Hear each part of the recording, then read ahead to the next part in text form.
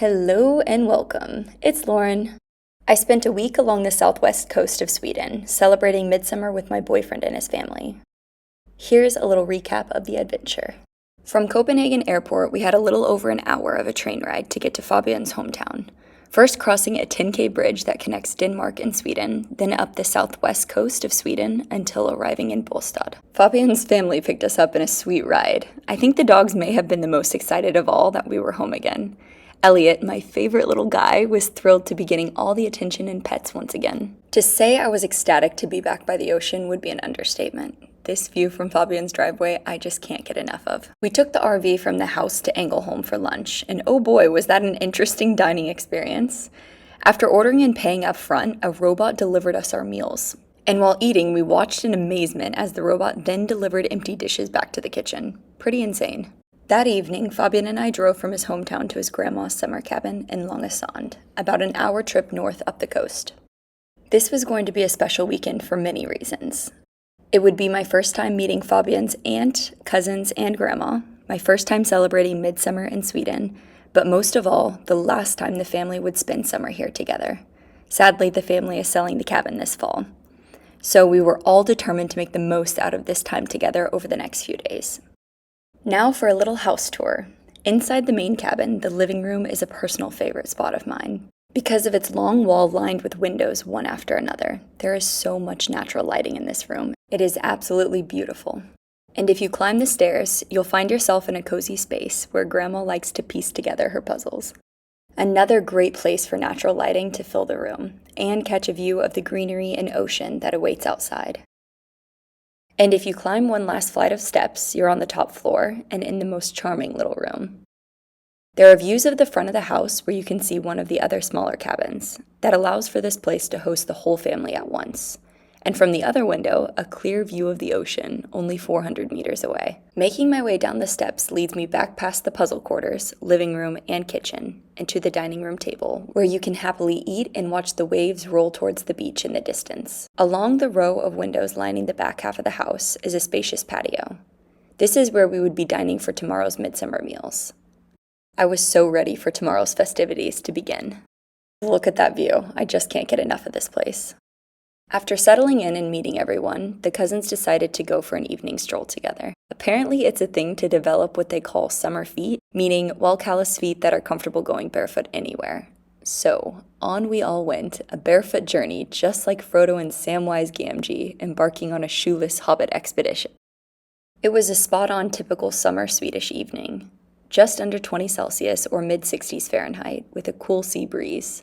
Being surrounded by the ocean, sand, and wispy tall grass, feeling the last minutes of the summer sun's warmth for the day, all while enjoying conversation and being silly with family was an absolute peak for me on this trip. And as someone who almost never goes barefoot, I even enjoyed breaking in my summer feet. That next day, we woke up to a gorgeous summer morning. The sun was shining strong without a cloud in sight, but it was still cool enough where you didn't have to break a sweat. Before the partying commenced for Midsommar, I decided it was a good idea to get a run in. I had been to Langåsand once before, so I already had an idea of where the nice running trails were around here, but I forgot just how scenic everything was. These views look like they're straight out of a movie. Even though it's peak season here in Langåsand, you're not overwhelmed by people. On this run, I think I only passed like 2 others, allowing for a very peaceful and remote run through the trails all by myself. I stopped to admire this cabin. It's quite common in Sweden to see cabins painted in falu red. This traditional red paint is a byproduct of copper mining and contains linseed oil and rye flour, making it durable and weather resistant. But as you can see, not all of the cabins are painted in the traditional falu red around here. I came back to a house in full swing Midsommar mode. The table was set, decorations in place, and food just about ready. A few traditions for a Swedish Midsommar meal include pickled herring, boiled potatoes, knäckebröd, which is a crunchy cracker-like bread that's commonly paired with butter and cheese, as well as schnapps and singing. Fabian's dad brewed his own schnapps, lingonberry flavored, for everyone and led us in a few traditional songs. So it goes like this. En gång en flicka som red ut på en ål. Skål! You take the rest in your mouth, but don't swallow. No! Oh! And you go up. Det var en gång en vecka och leva på en ål. Leva på en älg. Okay. Cheers! Summer! Here are just a few moments captured of the cousins Fabian and I in the midst of all the singing and schnapps. And after too much food and drink, it was game time, and little Elliot didn't seem too concerned about listening at all to the rules. The game went something like this. And the point of it all is we're going to gather as many potatoes as you can, and the winning team is the one with the most potatoes. Easy. And we're gonna have a timer as well. Yeah. And you're only allowed to take one potato at the time. Yeah. Service is out on potato. Fabbe, du är inte. Go Det back. är inte ett skit. Go back. Vi ser There was definitely some disadvantages to the game. The winning team conveniently held the two people who hid the potatoes before the game even began. So I demand a rematch for next year, one where the hiders aren't allowed to take part. Now, was this a traditional Midsommar family game? I don't believe so, but it was quite entertaining, and I do hope we do it again next summer. After dinner and the must-have Midsommar dessert, strawberries and cream, we played another non-traditional game, Name That Song, where one individual wears headphones and can only hum the melody of a song while everyone else guesses. This is way more difficult than you would think, but nonetheless, a wonderful ending to my first Midsommar. A lot of the next day was spent being lazy on the beach. The water was a bit too cold to swim for me personally, but that didn't stop the Swedes. Instead, I studied the jellyfish since the beach was covered in them. I learned that the darker yellow-colored ones were the ones you needed to watch out for, but the light purple and more translucent ones surprisingly don't sting at all. I tested that by holding a washed-up one, and I can confirm no injuries. Although the town of Langåsand has less than 1,000 residents living there year-round, they do have one incredible restaurant. The family took an evening stroll to it on our last night all together. Half of the restaurant was a makeshift patio where the ceiling could be opened up or left closed, a perfect way to cater to the unpredictable Swedish weather. There was even a cute art gallery attached. You know it's a nice restaurant when the appetizer comes out bite-sized. Thankfully, the main entrees were much larger and absolutely mouth-watering. They even had a house-made gluten-free crust. I chose the pistachio pizza, which I truly enjoyed because of how different the flavors were. Did I mention the chef was Italian? And I can't leave out the best honey pistachio ice cream I've ever had. Outside the restaurant stood a Midsommar pole. These poles are traditionally decorated with leaves, flowers, and ribbons, made to sing, hold hands, and dance around. Although commonly thought to symbolize fertility, the more widely accepted interpretation is that it represents nature, summer solstice, the harvest to come, and the power of the sun. One of my favorite parts about exploring other countries is seeing how different homes and landscaping can be from what I'm accustomed to. Here, the houses feel more minimalistic, with earthy tones, plenty of windows, and lawns that are less manicured, giving the surroundings a beautifully natural, relaxed character. Back at the homestead that evening, a new game was in the works, Mafia. Mafia is a social deduction party game where players are secretly assigned roles as either the good guys, the villagers, or bad guys, the mafia. The goal is to figure out who's who before it's too late. The fun is in the bluffing, lying, and figuring people out. Mafia pretend to be innocent while villagers debate and guess, and everyone tries to read each other's behavior. I think it's fair to say we all fell in love with the game after playing it for over 3 hours that night. On our last morning all together, a group of us went to a house showing. As I said earlier in the video, the family cabin which belongs to Fabian's grandma is being sold this fall. Lotta, Fabian's mom, is interested in having a place of her own in the area for midsummers to come. The real estate options are slim though. There's a lot of protected land around here which prevents new homes from being built, and most of the homes that are already established here are kept within the family and passed down through generations, therefore seldom are their homes up for sale. The place we toured was charming, but would require a bit of time and money to renovate it into what Lotta envisions for herself. Whether or not this house works out, it was fun to experience what open house tours are like in Sweden, and to imagine having a place to return to in this beautiful town. After, we said our farewells to the cousins and the rest of the family as they headed back to Stockholm. It was sad saying goodbye, but my heart was full after spending the weekend with an incredible group of people. When I feel a little sad or lost, I turn to running as a form of clarity. But before I set out on a run, I needed a quick snack and light sugar kick, which I got from this perfectly ripe passion fruit. I decided to take a new path this time, one that led me to the top of the ridge that borders the edge of town, specifically for the view of Langåsand below and the endless Atlantic Ocean ahead. Like most others, goodbyes to special people and places are never easy for me. But standing there with the whole town and ocean stretching beyond, I was reminded that endings are often just invitations to a new chapter. The run gave me space to feel it all.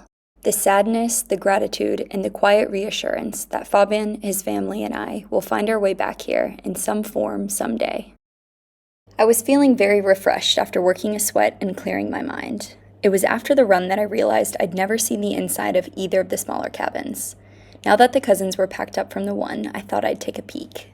I loved how common it was for houses around here to have other smaller cabins detached, making it easy to host an entire family at once. This one even had a kitchenette and a bathroom, plus a shower. So despite having 12 people staying together, not once did I feel cramped or overcrowded. Back in the main cabin, I made myself a little egg and cheese wrap. One thing that's different in Sweden about the cheese is that it's commonly bought by the block, and you shave slices off yourself. It sounds silly, but there's something oddly satisfying and a little fancy about shaving your own slice of cheese. I just love it. It was time for a produce run. There's only one store within city limits, and oh my goodness, is it an organic lover's paradise. At Uglarpsgrunt, the produce is grown in the field and the greenhouse located right behind the store. They have everything you can imagine, from raspberries, artichokes, rhubarb, potatoes, to asparagus, fennel, herbs, and corn. They even have homemade sauces, pickled veggies, and they make their own juices. My personal fave from all of this, the spicy chili mayo. What makes this place so special is not just the high-quality food, but how vibrant the colors of the produce are. Wow, just wow. We had one more stop before heading home, Solhaga Bakery. On nice days, you can dine in the cozy garden, but there's also inside seating for cloudy days like today. I always thought that the French were pastry masters until I came to Sweden. Swedish cinnamon buns aren't the only treat made well here. There were endless options, making it so difficult to choose just one. We left for home with an absurd amount of fruits, veggies, breads, and treats. I was so excited to cook dinner that night. We started with roasting beets in rapeseed oil and salt, then made a quinoa salad tossed with cucumber, tomatoes, parsley, pomegranate, and lemon. And to top it off, everything paired with sautéed dark green kale and tofu. Fabian, Lotta, Grandma, and I were so very pleased with the results. In Swedish, there are two words for grandma, mormor, mother's mother, and farmor, father's mother. I really like that the Swedish language distinguishes which grandma from which by having two separate words. Mormor wanted to go on a walk that evening, so that's exactly how we finished off our lovely day. The following morning was the start of our last day in Langåsand, so I headed out for one last run along the ocean, and boy was I in for a rude awakening. The beach looked like a jellyfish massacre had occurred overnight. It did not feel like summer today. The wind was out of control, the waves were not inviting, and it was like 15 Celsius out. Despite the gloom, the ocean was still the ocean, and I thought this view was beautiful. Between the unclear trails along the cliff, sporadically placed rocks, and jellyfish-lined beach, I was dodging one direction to another, trying not to twist an ankle or defile the washed-up jellies. So it was in my best interest to get back to the roads and sidewalks. Something I learned on this trip was that there are two types of Swedish flags. The long skinny flag, called a vimpel, is known to be more wind-resistant and functional, therefore flown more commonly year-round, while the full Swedish flag is known to fly for special occasions. Here are some of the last moments I documented of Langåsand.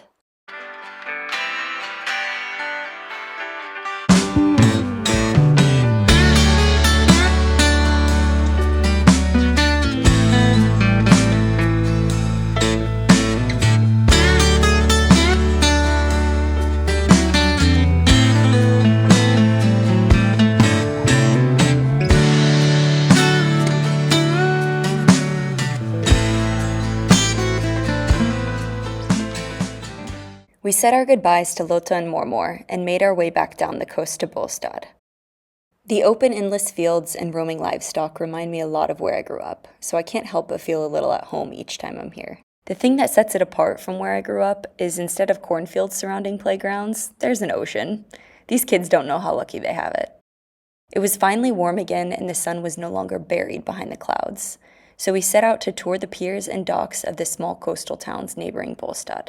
Although the water wasn't warm, it was at least warmer than Langåsand, so I knew I should get in.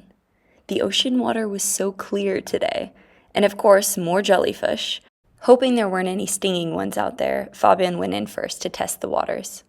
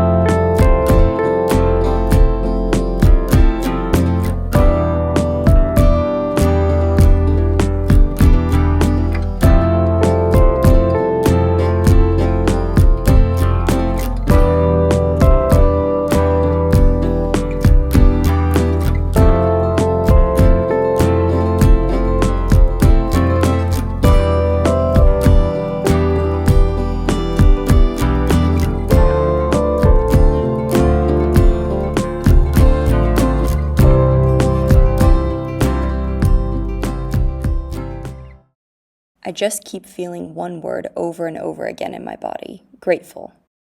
One of the biggest struggles about moving abroad is feeling isolated and battling loneliness. My relationships with friends and family back home are felt only through a voice on the phone until I get to see them in person again.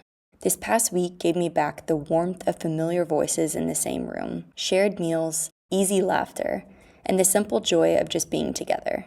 It reminded me of how grounding it is to be surrounded by family, not through a screen or a time difference, but face to face. And for that, I'm leaving this chapter with a full heart and a renewed sense of connection.